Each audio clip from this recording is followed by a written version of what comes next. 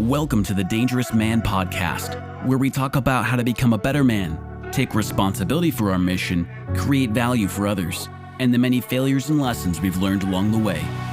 Stay dangerous.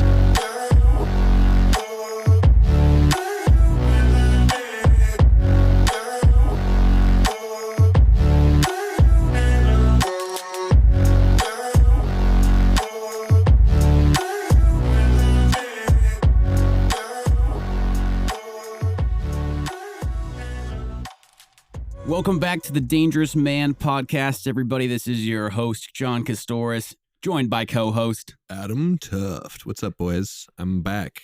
Welcome back, Adam. Yeah, it's pretty crazy. I literally called John 30 minutes out and was like, all right, get ready for me. I'm coming in hot. We're going to record a podcast as soon as I get back. Yes. And we are. Yeah, that's what we're doing. Driving up from Kansas City today. It's been quite the time. And I just kind of wanted to talk a little bit about something that I learned over my week in Houston, knocking on doors, doing sales.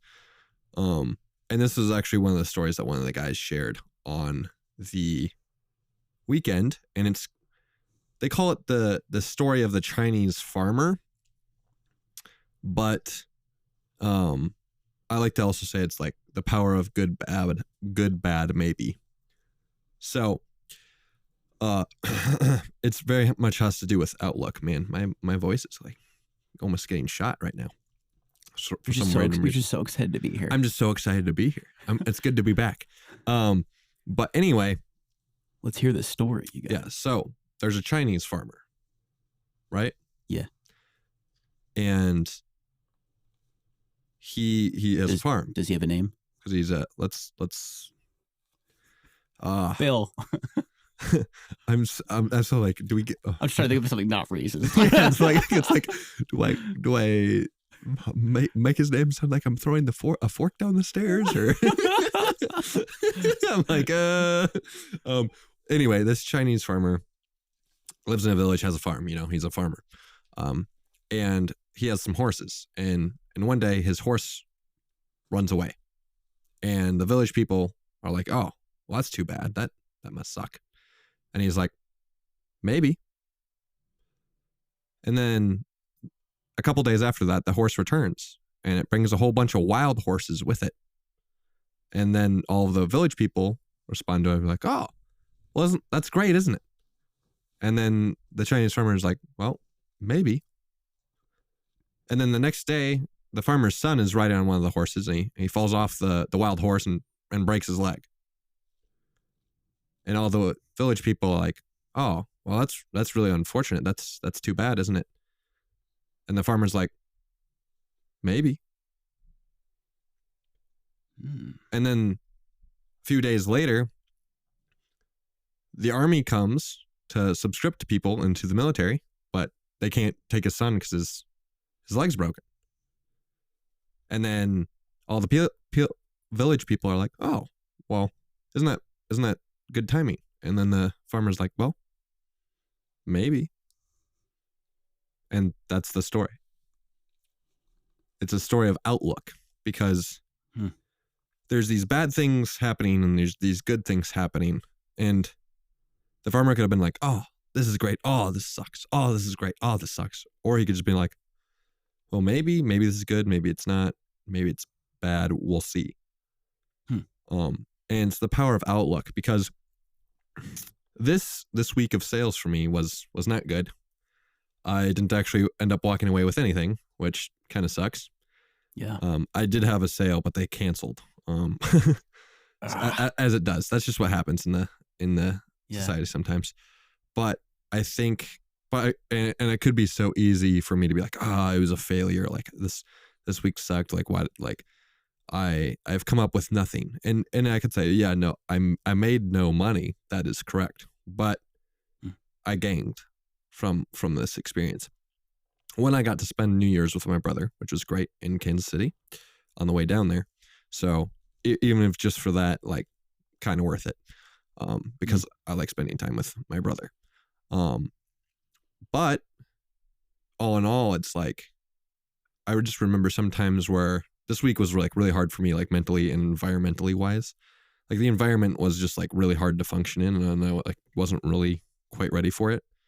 And it's like, okay, I could have worked harder in that environment. And it's like, the environment, this thing, that thing. And it's like, well, maybe that was good. Maybe it wasn't, maybe, and maybe I can do better next time.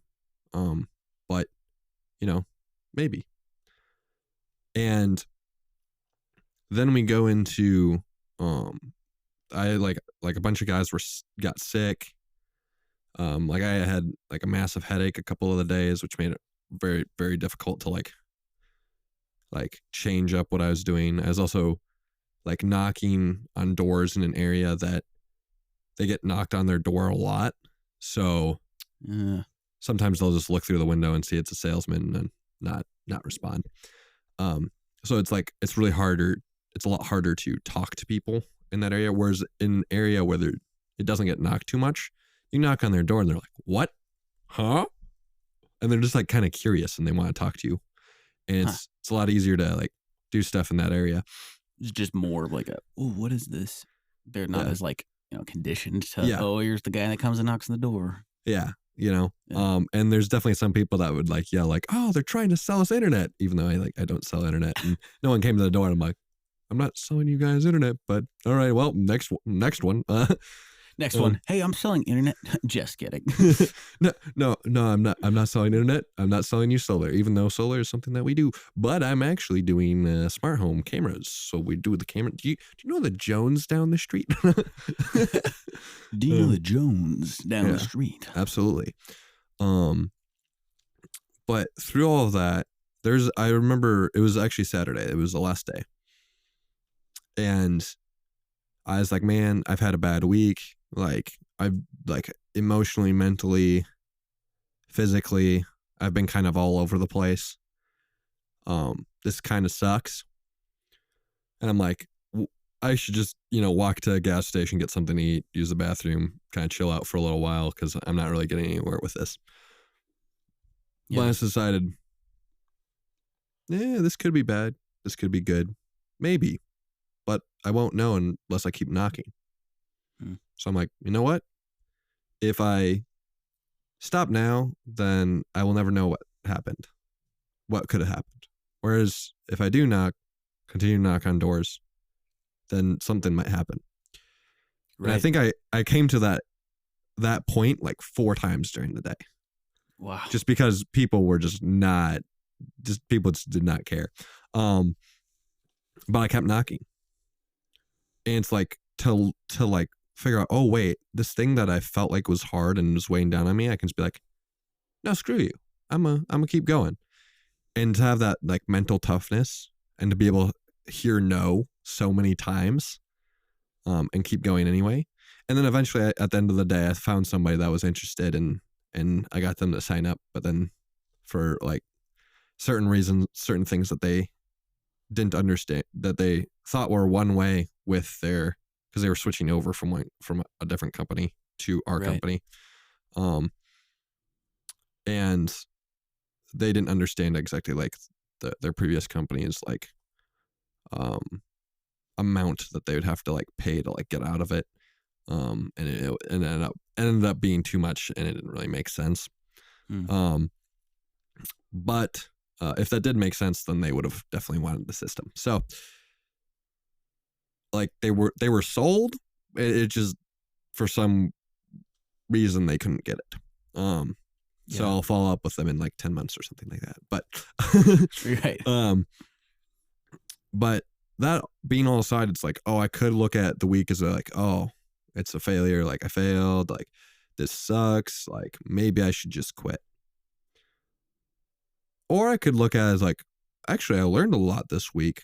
Yes, I didn't make any money, but like you go to college for 4 years and take on a ton of debt. So like, yeah. So like me risking a little bit like that isn't too bad. I got to hang out with my brother.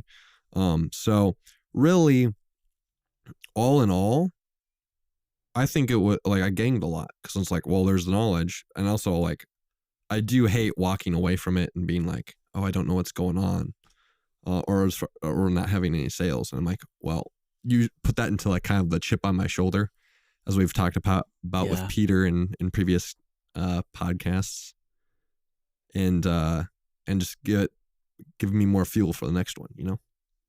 Yeah. Dang, dude.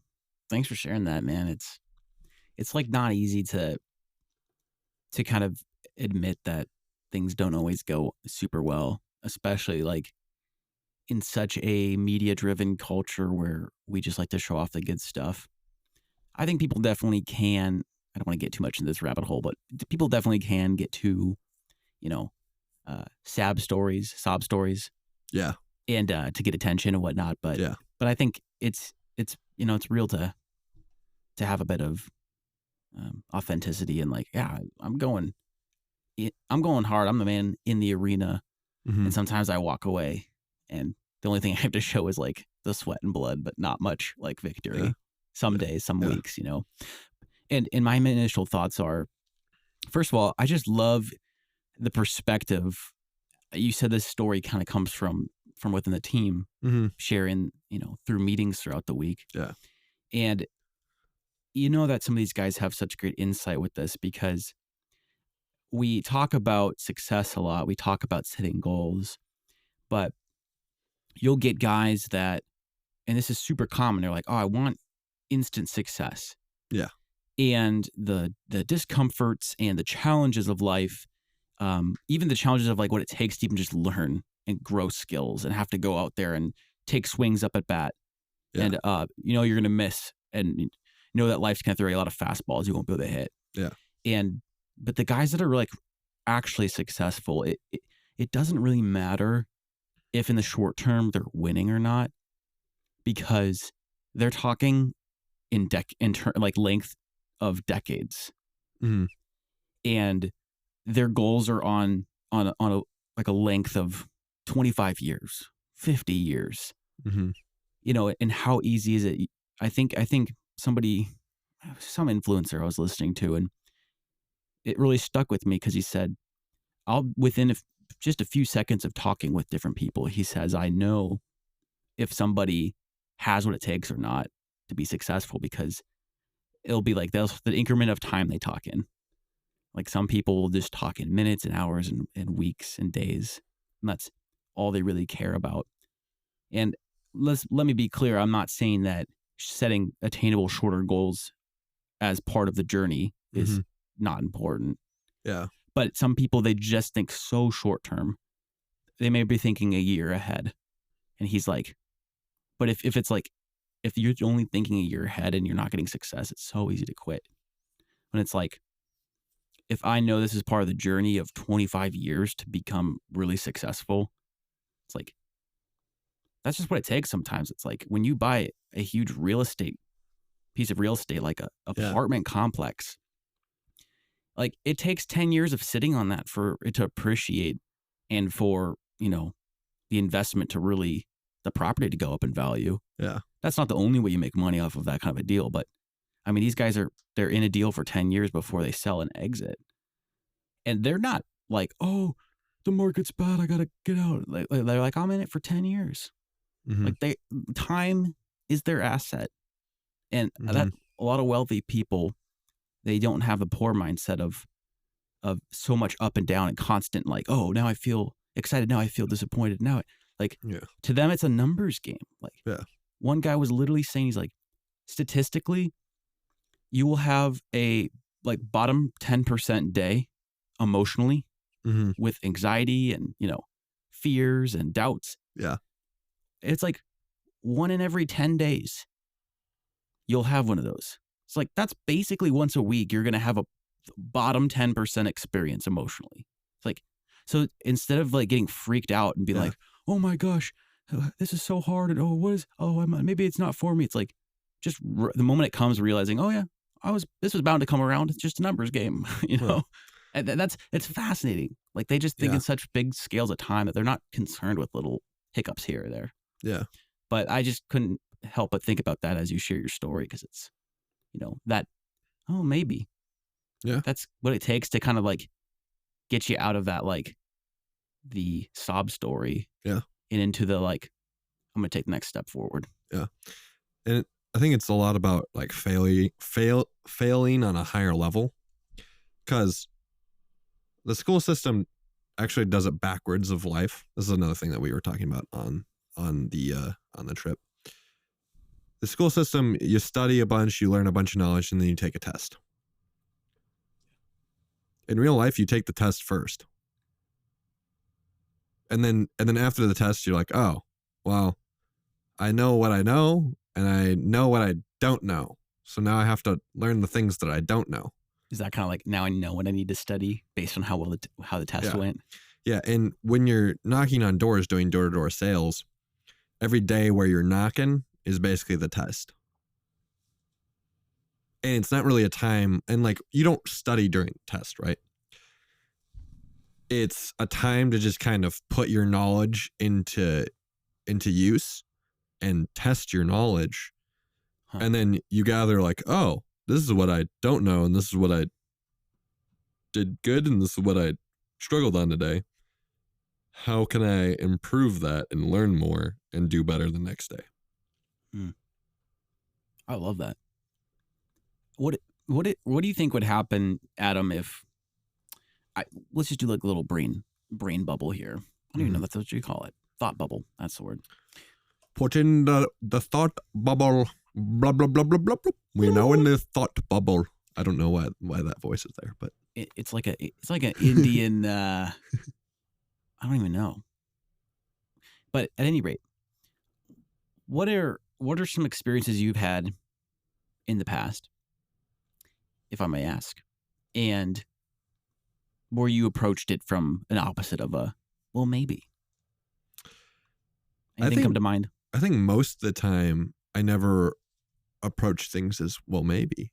And I think that's kind of like a big switch for me this past week has been like, I think most of my life is like, oh, this sucks or this is bad. And like kind of riding my emotional wave.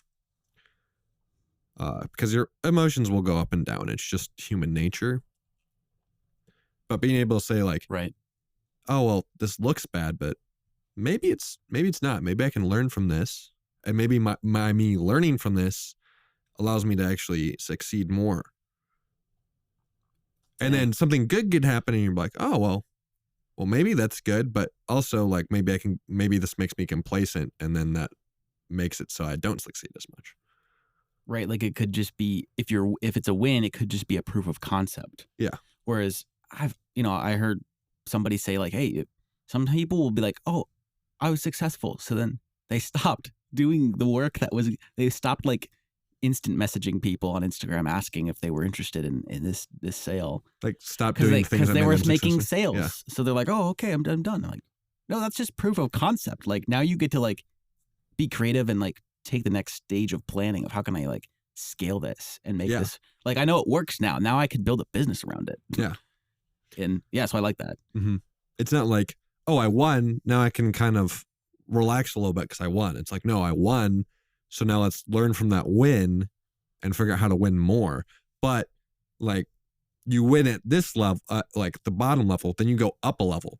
And that level, it's way harder. So you're probably going to lose just because you're just not ready for it. But then once you lose, you fail, then you're going to be like, oh, this is what I need to improve. And then you improve that and then you win and then you go up a level and then you fail again. And then you know what you need to improve on. You improve, you win, and then you go up to the next level. Yeah. It's just about failing on a higher level.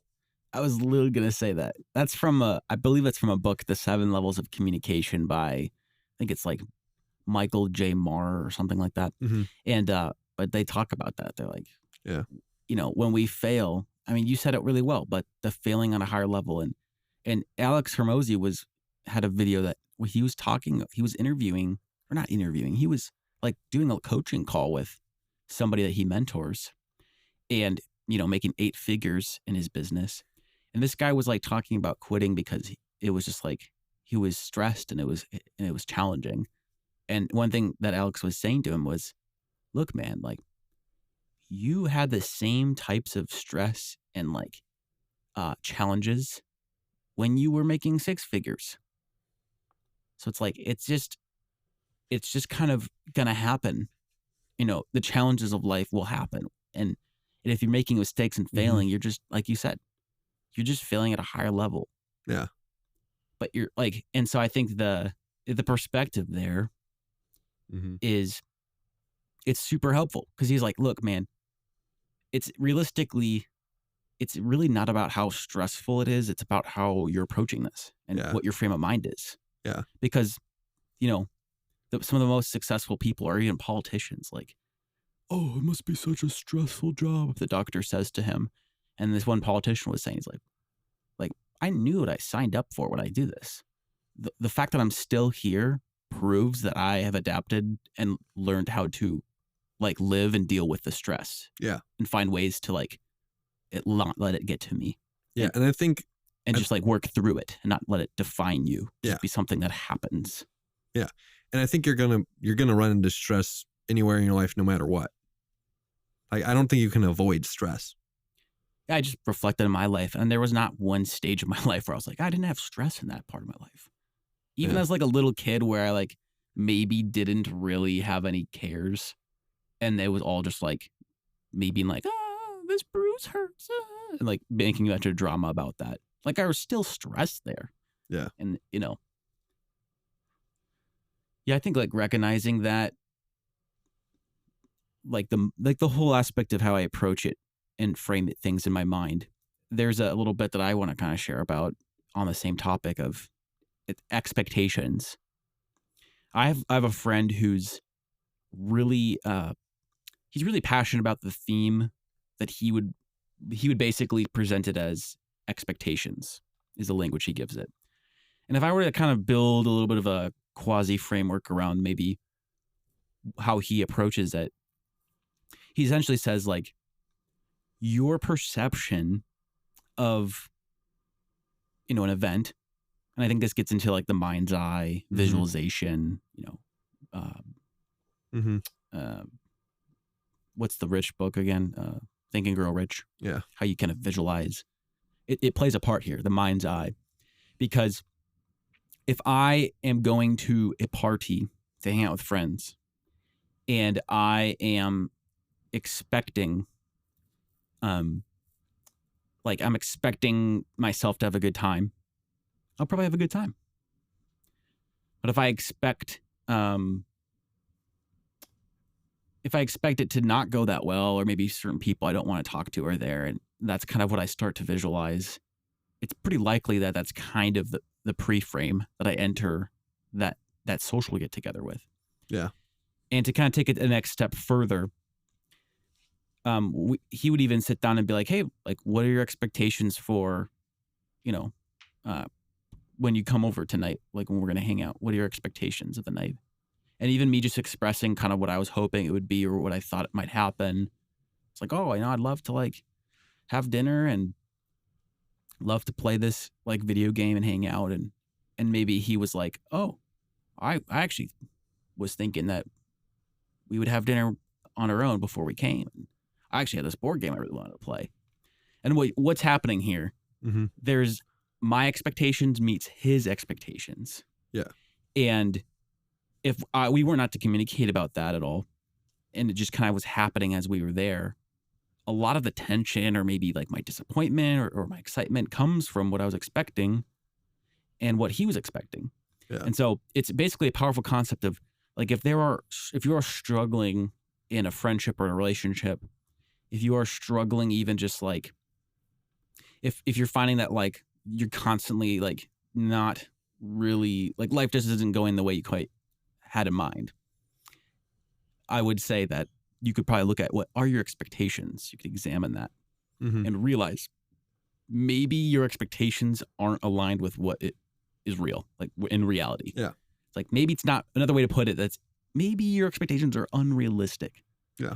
And so it's a pretty cool thing of just being able to, one, I would say that communication with people is so much better if you reflect and ask yourself the question, what are my expectations of XYZ, of this event, of this get together, and being able to reflect on that can really help you to be self-aware, and that helps you to just have better connection with people. So yeah, I mean, I think about it because you mentioned the whole, maybe, and you have to constantly reframe your expectations. And like, if I was expecting a sale by 3:00 and it's 4:00 and I still haven't gotten a sale, that's like reality coming into connection with your expectations. Yeah.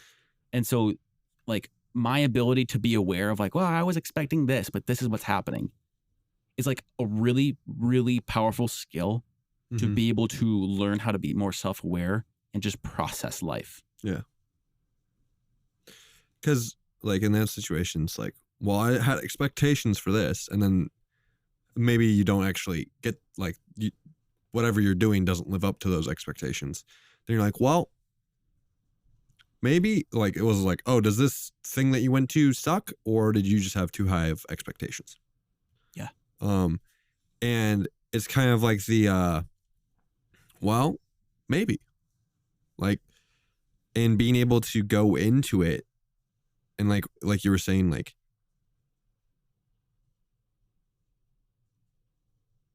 I lost my thought there. Okay. No worries. Expectations. Yes, expectations. Where it's like, if you're expecting something super high, then like you can go get it. But if you're expecting something super low, eventually, like, you're going to either like, if you have high expectations, you're going to shoot for that. If you have low expectations, you're going to shoot for that too. So whether you think it's going to be great or going to suck, you're probably going to be right. Yeah, and that's a good point of like, this isn't about like lower your expectations so you're not disappointed as much. That is definitely not my message. Some people interpret life that way, but it's more like what you pre-frame something to happen as, it will happen. And to drive that home, I have a story. So, computing story in my mind. Computing. What is the one I'm thinking of? I had it and I lost it. That's a common thing. You ever just lose thoughts? I did like 30 seconds ago. Where do they go? I think they go into the nothing box and then just disappear, Oh, yeah. Oh, the nothing box. Either that or you like went into the nothing box accidentally and you're like, oh crap, I have to hold on. There's nothing in this box. Hold on, let me close that box and get out the one that does have that. See, I definitely do have a story. It's from Russell Brunson, and I'm trying to think what it was.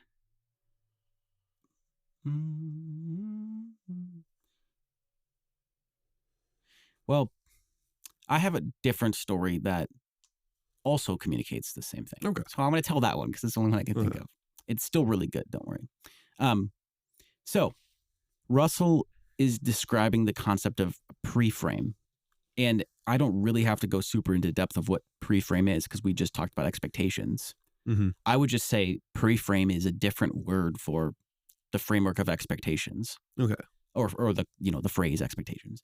Essentially, I do remember what the original story was.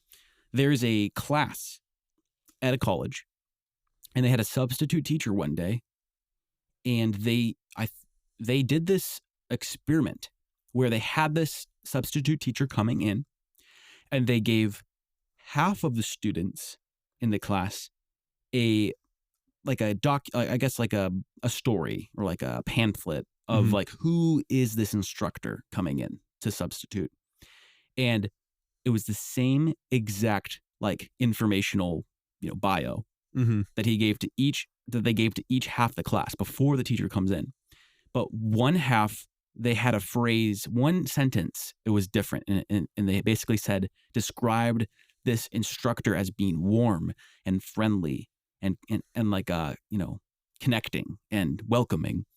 And the other half had like I said, the same exact bio, but instead of that sentence, they had it flipped. And they said that sometimes he had a reputation for being rather cold and kind of, you get the idea. Not very connective and little lofty. A little harsh, perhaps.